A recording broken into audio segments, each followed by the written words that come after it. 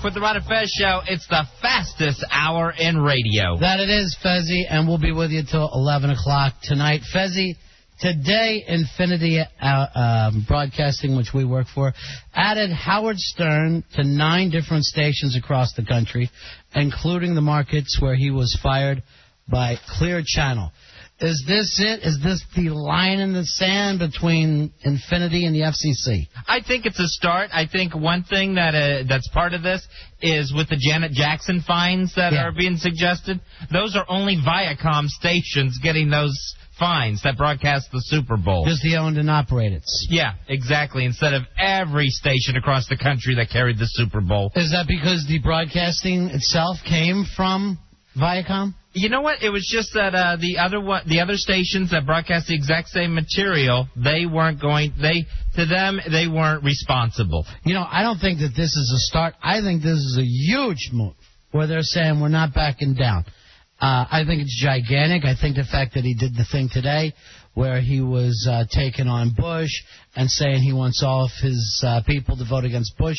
You know, all the press that Air America got when they came on the air, it's nothing compared to this. I think that this is probably bigger than the Michael Moore movie in terms of day in, day out, somebody taking a shot at the president saying don't elect the president on their radio show. And one of the things Howard bringing up at his press conference today was, you know, that he's going into battleground states here.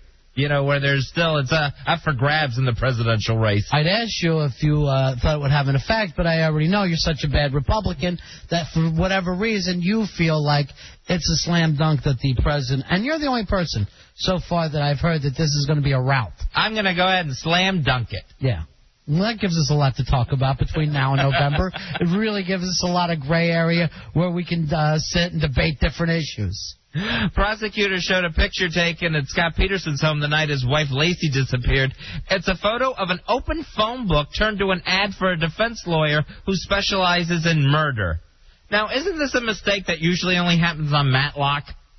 Matlock is too smart for this stupid thing like that. This is more of a Scooby-Doo Mysteries deal. I don't even believe it. I'm not falling for it. Hey, did you see the guy that they kicked off the jury for talking with Lacey's brother? He said, as far as he could see, he thinks Scott Peterson's going to walk. Yeah, I saw that where it was like he made happy talk going in with Lacey's brother. And he goes, you know, so far the prosecution hasn't shown me anything. Yeah. Well, you really didn't stick around long enough either. We have a way to go. You left before you saw the jagged knife. Now they have that story that surfaced where 9 years ago, Scott Peterson, sitting around with some buddies having some beers, discussed, hey, if I was going to get rid of a body, here's how I do it. And it was the exact same way that Lacey was found. Hey, we've all done that. I don't care who you are. You've said, here's the best way to get rid of a body, and it always comes back to oil drum. And then he actually said, and then by the time they find it, no head or hands. Just like in the Lacey case. And again, you're stringing him up as well, right? Oh, yeah, I'm part of that lynch mob. Again, here's the beauty of Fez's thing. It's all black and white for Fez. There's no maybes in his world. Until I turn it white again. Yeah, exactly. You hop back and forth. 7-time barbecue champ Paul Kirk had his 15-foot-long, 5,000-pound grill stolen in Kansas City, along with the special van that towed it. Now, is anyone going to be able to get away with this grill napping? I know his friends ain't going to say nothing. They got branches around that thing right now. The best thing is when this thing's going to show up at a Chiefs game, and someone's tailgating with it. In all honesty, does anybody really need a 15-foot-long grill? Like there's a 14-foot-long grill, and you're going, oh, you don't understand, I got a lot of cousins. I think he said he could put like 150 slabs of ribs on it or something like that. He wants his grill back. But why would you? Why would you? That thing's being used right now to smoke crack out of somewhere in Kansas City. Delaware State Senate has... Delaware? Delaware State Senate has passed a bill saying that tongue-splitting body modification must be done by a licensed doctor or dentist. Anyone else would be guilty of first-degree tongue-splitting. Well, we heard this the other day from the guy who said he's done this stuff and you're not allowed to.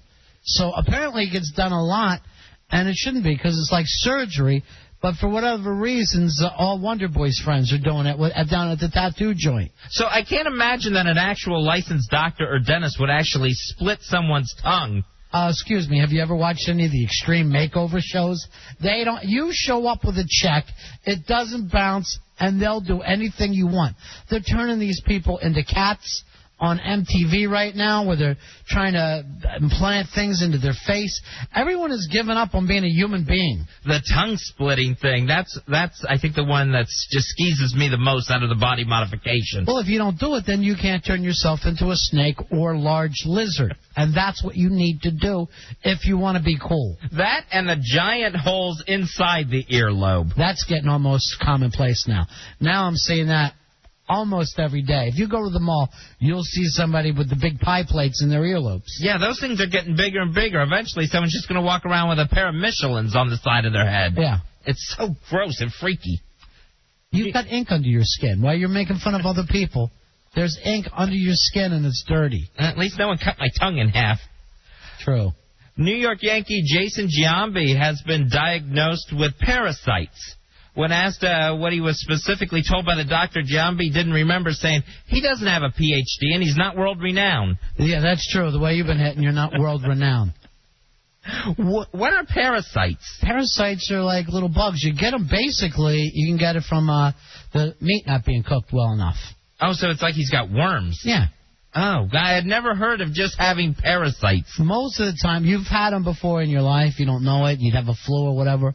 And everybody gets them from time to time. I know it sounds gross, but it happens. I had no idea. Well, you shouldn't. You're not a PhD and you're not world-renowned. There's no reason why you should know any of this stuff. What does world-renowned have to do with it, Giambi?